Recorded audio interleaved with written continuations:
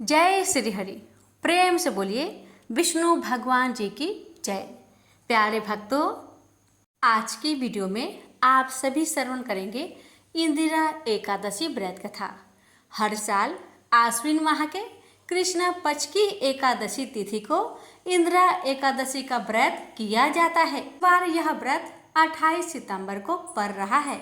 हिंदू धर्म में इंदिरा एकादशी का बहुत अधिक महत्व है। इंदिरा एकादशी का व्रत रखने और भगवान विष्णु की पूजा करने से लोगों के सभी दुख दूर होते हैं और जीवन में सुख और समृद्धि आती है।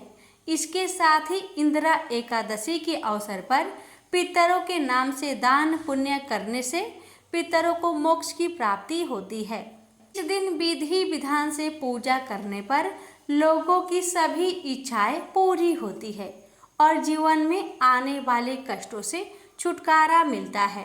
प्यारे भक्तों, अब आइए जानते हैं पितर पक्ष में पड़ने वाली एकादशी व्रत की पूजन विधि के बारे में। इंदिरा एकादशी के दिन ब्रह्म मुहूर्त में उठकर स्नान करना शुभ माना जाता है, इसलिए सुबह जल्दी उठकर स्नान करें और साफ कपड़े पहने। घर के मंदिर को साफ सुथरा करके भगवान विष्णु की मूर्ति या चित्र स्थापित करें और मंदिरों को फूलों और दीपक से सजाए। तुलसी का पौधा भगवान विष्णु को अति प्रिय है, इसलिए तुलसी की पौधे को जल चढ़ाए और धूप दीप करे। व्रत का संकल्प लेते हुए भगवान विष्णु से अपने मन की कामना पूरी करने की प्रार्थना करें। विष्णु सहस्त्र नाम का पाठ करने से मन शांत होता है और भगवान विष्णु की कृपा प्राप्त होती है। आप भगवान विष्णु के किसी भी मंत्र का जाप कर सकते हैं। इंदिरा एकादशी की कथा सुनने से मन को शांति मिलती है और पुण्य प्राप्त होता है। इस दिन फलहार करें। आप फल, सब्जियां और दही खा सकते हैं। इस दिन किसी जरूरतमंद को भोजन या वस्त्र दान करने से पुण्य मिलता है। इस एकादशी की रात्रि को जागरण करना शुभ माना जाता है। आप भजन कीर्तन कर सकते हैं या भगवान विष्णु की कथा सुन सकते हैं। आइए प्यारे भक्तगणों, श्री हरि भगवान विष्णु के चरण कमलों का ध्यान करते हुए हम इस व्रत की कथा को ध्यान पूर्वक सुनते हैं, क्योंकि इसका श्रवण करने मात्र से ही वाजपेयी यज्ञ के समान फल मिल जाता है। तो आइए श्रवण करते हैं कथा। श्री युधिष्ठिर बोले कि हे भगवान, अब आप कृपा पूर्वक आश्विन मास की कृष्णा पक्ष की एकादशी की कथा को कहिए। इस एकादशी का नाम क्या है तथा इस एकादशी के व्रत करने से कौन कौन फल मिलते हैं, सो सब समझाकर कहिए।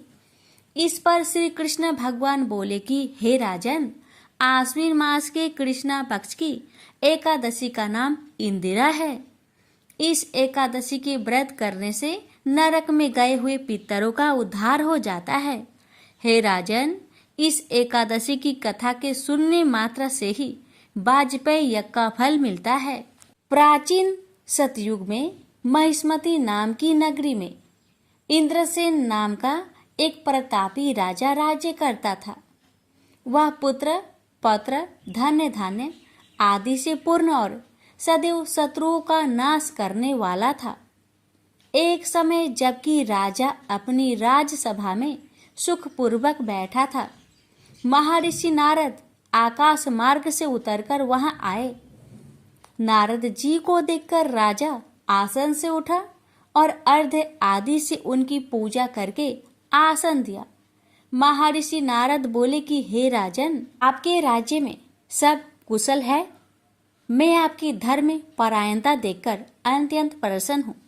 तब राजा बोला, हे महर्षि, आपकी कृपा से मेरे राज्य में सब कुशल पूर्वक है तथा आपकी कृपा से मेरे समस्त यज्ञ कर्म आदि सफल हो गए हैं। हे देव, अब आपकी क्या आज्ञा है। इस पर नारद जी बोले कि हे राजन, मुझे एक महान आश्चर्य हो रहा है कि एक समय जब मैं ब्रह्मलोक से यमलोक को गया था, उस समय यमराज की सभा के मध्य में तुम्हारे पिता को बैठे देखा। तुम्हारे पिता महान ज्ञानी दानी तथा धर्मात्मा थे। वह एकादशी के व्रत के बिगड़ जाने से यमलोक को गए हैं। तुम्हारी पिता ने मुझसे तुम्हारे लिए एक समाचार भेजा है कि आप मेरे पुत्र के पास जाए। मेरे पुत्र का नाम इंद्रसेन है, जो कि महिष्मती नाम की नगरी में राज्य करता है। मुझे किसी पूर्व जन्म के बुरे कर्म के कारण ही यह लोक मिला है। यदि मेरा पुत्र इंद्रसेन आश्विन मास के कृष्णा पक्ष की इंदिरा एकादशी का व्रत करे और उस व्रत को मुझे दे दे तो मेरी मुक्ति हो जाए, इस लोक से छूटकर स्वर्गलोक में वास करूं। तब राजा ने महर्षि नारद जी से ऐसे पिता के दुख पूर्वक वाक्य को सुना तो उसे महान दुख हुआ और इंदिरा एकादशी के व्रत की विधि पूछने लगा कि हे नारद जी, अब आप मुझे इस एकादशी की व्रत विधि बतलाइए। इस पर नारद जी बोले कि हे राजन, आश्विन मास की कृष्णा पक्ष की 10वीं के दिन प्रातःकाल श्रद्धा सहित स्नान करना चाहिए। इसके पश्चात दोपहर को भी स्नान करना चाहिए। उस समय जल से निकलकर श्रद्धा पूर्वक पितरों का श्राद्ध करे और उस दिन एक समय भोजन करे और रात्रि को पृथ्वी पर शयन करे। इसके दूसरे दिन अर्थात एकादशी के दिन प्रातःकाल दातुन करे और स्नान करे। उसके पश्चात भक्ति पूर्वक व्रत को धारण करे और कहना चाहिए कि मैं आज निराहार रहूंगा और समस्त भोगों को त्याग दूंगा। इसके पश्चात कल भोजन करूंगा। हे भगवान, आप मेरी रक्षा करने वाले हैं, आप मेरे व्रत को निभाइए। इस प्रकार आचरण करके दोपहर को शालिग्राम जी की मूर्ति को स्थापित करे और उत्तम ब्राह्मण को बुलाकर भोजन करवाए और दक्षिणा दे। भोजन में से कुछ हिस्से को गौ को दे और विष्णु भगवान की धूप दीप नैवेद्य आदि से पूजा करे और रात्रि को जागरण करे। इसके उपरांत द्वादशी के दिन मौन होकर बंधु बांधवों सहित भोजन करे। हे राजन, यह इंदिरा एकादशी के व्रत की विधि है। हे राजन, यदि तुम आलस्य रहित होकर इस एकादशी के व्रत को करोगे तो तुम्हारे पिताजी अवश्य ही स्वर्ग में जाएंगे। महर्षि नारद राजा को सब उपदेश देकर अंतर्ध्यान हो गए। राजा ने इंदिरा एकादशी के आने पर उसका विधि पूर्वक व्रत किया। बंधु बांधवों सहित इस व्रत के करने से आकाश से पुष्पों की वर्षा हुई और राजा का पिता यमलोक से रथ पर चढ़कर स्वर्ग को गया। राजा इंद्रसेन भी इस एकादशी के व्रत के प्रभाव से इस लोक में सुख भोग कर अंत में स्वर्ग लोक को गए। श्री कृष्ण भगवान कहने लगे कि धर्मराज युधिष्ठिर, क्या मैंने तुम्हारे सामने इंदिरा एकादशी का महात्म्य वर्णन किया। इस कथा के पढ़ने व सुनने मात्र से ही समस्त पाप नष्ट हो जाते हैं और अंत में स्वर्ग लोक में जाकर वास करता है। प्रेम से बोलिए जय श्री हरि। एक बुढ़िया माई तुलसी जी को सींचती और कहती कि हे तुलसी माता, सत की दाता, मैं तेरा बिरला सींचती हूँ।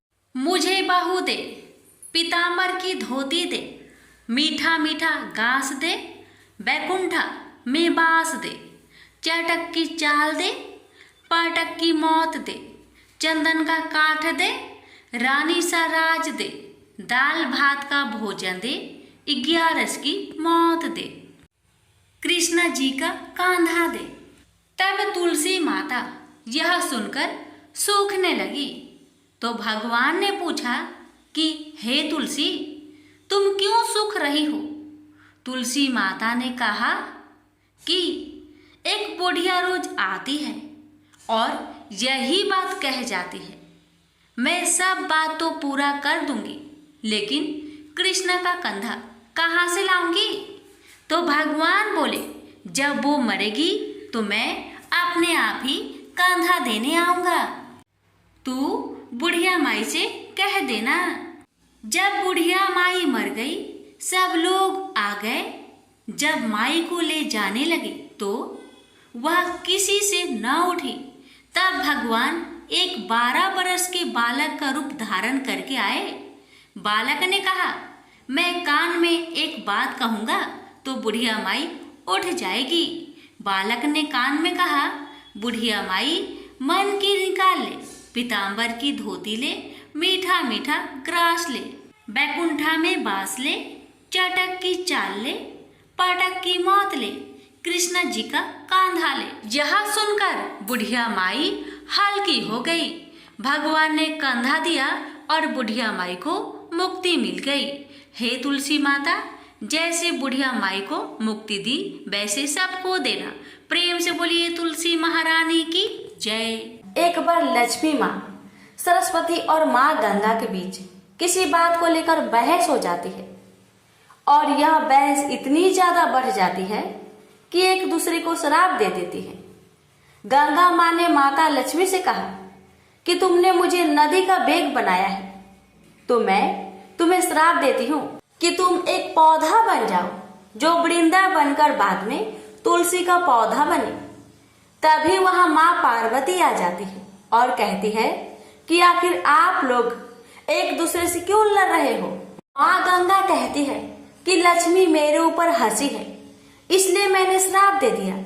इस बात पर माँ पार्वती कहती है कि आप लोग ने गुस्से में एक दूसरे को श्राप दे दिया, लेकिन इस बात का भान है कि आप श्राप के कारण कितना कष्ट झेलना पड़ता है। माँ पार्वती कहती है कि 84 लाख योनियों में से 20 लाख योनियां वृक्ष और पौधे की है। लक्ष्मी, तो आप बताइए कि एक बार पौधे के रूप में धरती में जाने के बाद आपको वृक्ष या पौधे के रूप में किस किस योनि पर रहना पड़ेगा। माँ लक्ष्मी को अपने भूल का पछतावा हुआ और उन्होंने माँ पार्वती से सहायता मांगी और कहा कि कुछ ऐसा ही हो सकता है कि 20 लाख योनिया में से एक बार मैं ही छूट जाऊं। ऐसे में माँ पार्वती ने कहा कि इस शाम का हल मेरे पास तो नहीं है, लेकिन इसका हल महादेव ही बता सकते हैं। महादेव ही है जो हर तरह की योनि से छुटकारा दिला सकते हैं। तब माँ पार्वती ने भोलेनाथ से कहा कि कोई ऐसा उपाय बतलाइए प्रभु कि माँ लक्ष्मी तुलसी के बाद किसी अन्य योनि का दुख ना भोगे। तब महादेव ने इस उपाय को बताया। कार्तिक माह में लक्ष्मी जी ने तुलसी की कुआरे के रूप में प्रकट हुई। कहा जाता है कि द्वादशी तिथि के दिन तुलसी के पौधे में लगी मंजरी को तोड़कर सारे ग्राम को अर्पित कर दे। ऐसा करने से माँ लक्ष्मी का पौधे की योनि से मुक्ति मिल जाती है और वह किसी अन्य पेड़ पौधे की योनि में नहीं जाती है और मोक्ष पा लेती है। इसके साथ ही ऐसा करने से व्यक्ति को माँ लक्ष्मी का सुख समृद्धि, धन संपदा, ऐश्वर्य का आशीर्वाद देती है। तुलसी मंजरी को भगवान कृष्ण को भी चढ़ाया जा सकता है। ऐसा करने से माँ लक्ष्मी के साथ कृष्ण भगवान प्रसन्न होते हैं। प्रेम से बोलिए तुलसी माता की जय, लक्ष्मी नारायण की जय। तुलसी माता और गणेश भगवान की कथा। भगवान श्री गणेश को तुलसी नहीं चढ़ती। इसके पीछे पुराणों में एक रोचक कथा मिलती है। एक समय में धर्मात्मज नाम के राजा हुआ करते। उनकी कन्या तुलसी यौन अवस्था में थी। अपने विवाह की इच्छा लेकर तीर्थ यात्रा पर निकल पड़ी।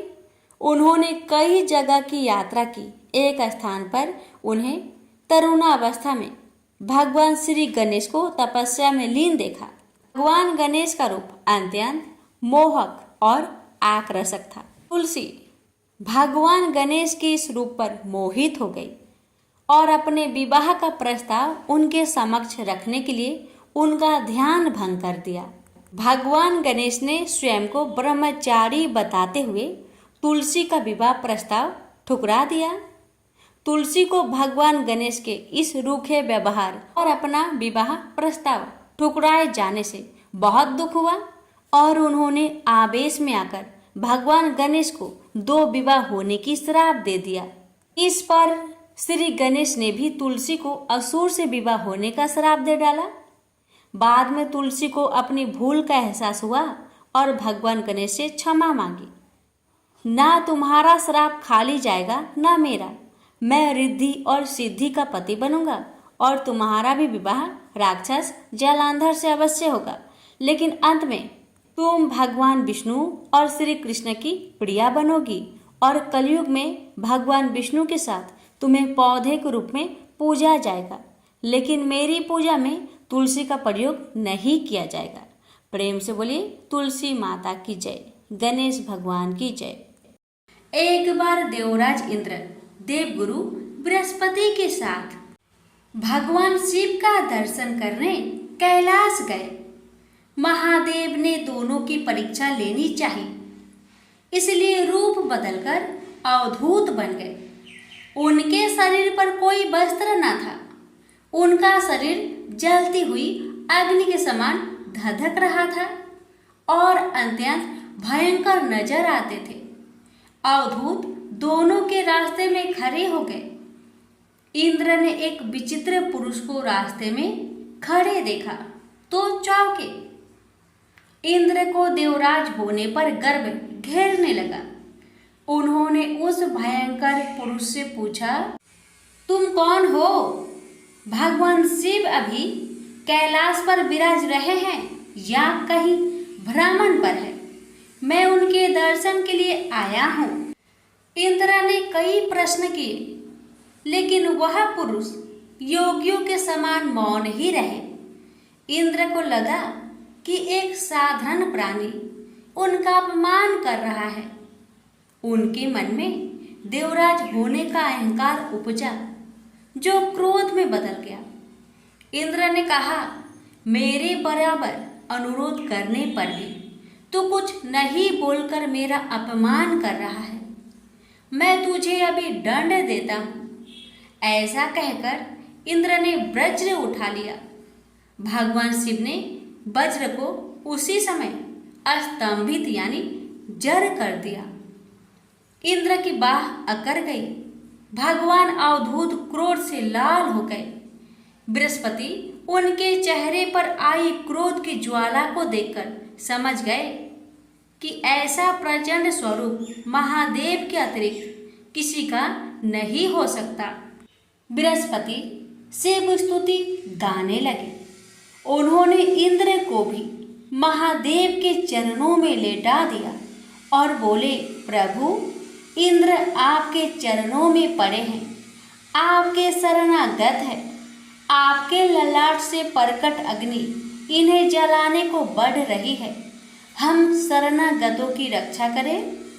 बृहस्पति ने विनती की, प्रभु, भक्तों पर आपकी सदा कृपा बरसती है। आप भक्त वत्सल और सर्वसम्मत है। आप इस तेज को कहीं और स्थान दे दीजिए ताकि इंद्र के प्राणों की रक्षा हो। भगवान रुद्र ने कहा, बृहस्पति, मैं तुम पर बहुत प्रसन्न हूँ। इंद्र को जीवन दान देने के कारण तुम्हारा एक नाम जीव भी होगा। मेरे तीसरे नेत्र से प्रकट इस अग्नि का ताप देवता सहन नहीं कर सकते, इसलिए मैं इसको बहुत दूर छोड़ूंगा। महादेव ने उस तेज को हाथ में धारण कर समुद्र में फेंक दिया।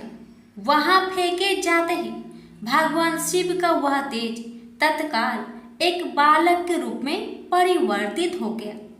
सिंधु से उद्भव होने के कारण उसका नाम सिंधु पुत्र जलंधर प्रसिद्ध हुआ। जलंधर जिसका नाम शंखचूड़ भी हुआ, शिव के तेज से उत्पन्न हुआ था। इस कारण परम शक्तियों से संपन्न था। वह देवों से भी ज्यादा शक्तिवान था। वह उस तेज से पैदा हुआ था जो इंद्र को समाप्त करने वाला था। इसलिए असुरों ने उसे अपना राजा बनाया। अवधूत रूप में यह लीला करने के बाद महादेव अंतर्ध्यान हो गए। इंद्र के गर्व का भंजन भी हुआ, भगवान के दर्शन भी हो गए।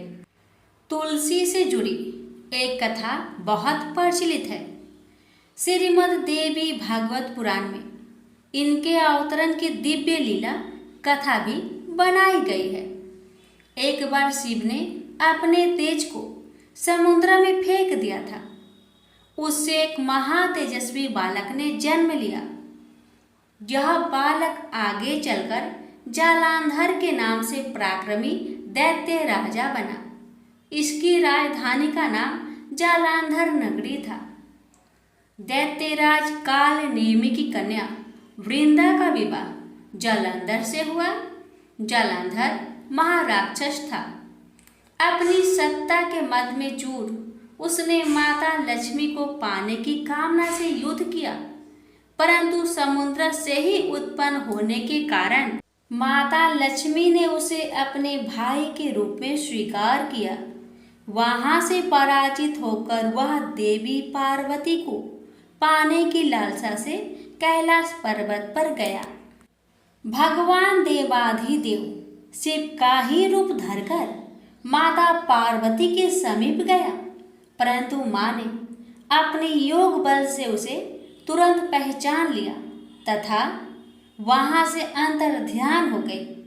देवी पार्वती ने क्रोध होकर सारा वृत्तांत भगवान विष्णु को सुनाया। जालंधर की पत्नी वृंदा अत्यंत पतिव्रता स्त्री थी। उसी के पतिव्रत धर्म की शक्ति से जालंधर ना तो मारा जाता था और ना ही पराजित होता था। इसलिए जालंधर का नाश करने के लिए वृंदा के पतिव्रत धर्म को भंग करना बहुत जरूरी था। इसी कारण भगवान विष्णु ऋषि का भेष धारण कर वन में जा पहुँचे, जहाँ वृंदा अकेली भ्रमण कर रही थी। भगवान के साथ दो मायावी राक्षस भी थे, जिन्हें देखकर वृंदा भयभीत हो गई। ऋषि ने वृंदा के सामने पल में दोनों को भस्म कर दिया। उनकी शक्ति देखकर वृंदा ने कैलाश पर्वत पर महादेव के साथ युद्ध कर रहे अपने पति जालंधर के बारे में पूछा। ऋषि ने अपनी माया जाल से दो बानर प्रकट किए। एक बानर के हाथ में जालंधर का सिर था तथा दूसरे के हाथ में धर। अपने पति की यह दशा देखकर वृंदा मूर्छित होकर गिर पड़ी। होश में आने पर उन्होंने ऋषि रूपी भगवान विष्णु से विनती की कि वह उसके पति को जीवित करे। भगवान ने अपनी माया से पुनः जालंधर का सिर धड़ से जोड़ दिया, परंतु स्वयं भी वह उसी शरीर में प्रवेश कर गए। वृंदा को इस छल का जरा आभास न हुआ। जालंधर बने भगवान के साथ वृंदा पतिव्रता का व्यवहार करने लगी, जिससे उसका अस्तित्व भंग हो गया। ऐसे होते ही वृंदा का पति जालंधर युद्ध में हार गया। इस सारी लीला का जब वृंदा को पता चला तो उसने क्रोध होकर भगवान विष्णु को शीला होने का श्राप दे दिया तथा स्वयं सती हो गई। जहाँ वृंदा भस्म हुई वहाँ तुलसी का पौधा उगा। भगवान विष्णु ने वृंदा से कहा, हे वृंदा, तुम अपने अस्तित्व के कारण मुझे लक्ष्मी से भी अधिक प्रिय हो गई हो। अब तुम तुलसी के रूप में सदा मेरे साथ रहोगी। जो मनुष्य भी मेरे शालिग्राम रूप के साथ तुलसी का विवाह करेगा उसे इस लोक और परलोक में विपुल यश प्राप्त होगा। जिस घर में तुलसी होती है वहाँ यम के दूत भी असमय नहीं जा सकते। गंगा व नर्मदा के जल में स्नान तथा तुलसी का पूजन बराबर माना जाता है। चाहे मनुष्य कितना भी पापी क्यों न हो, मृत्यु के समय जिसके प्राण मंजरी रहित तुलसी और गंगा जल मुख में रखकर निकल जाते हैं, वह पापों से मुक्त होकर बैकुंठ धाम को प्राप्त होता है। जो मनुष्य तुलसी व आंवले की छाया में अपने पितरों का श्राद्ध करता है, उसके पितर मोक्ष को प्राप्त हो जाते हैं। उसी दैत्य जालंधर की यह भूमि जालंधर नाम से विख्यात है। सती वृंदा का मंदिर मोहल्ला कोट किशनचंद में स्थित है। कहते हैं इस स्थान पर एक प्राचीन गुफा थी जो सीधी हरिद्वार तक जाती थी। प्रेम से बोलिए जय श्री हरि। तुलसी मैया की जय, लक्ष्मी नारायण की जय।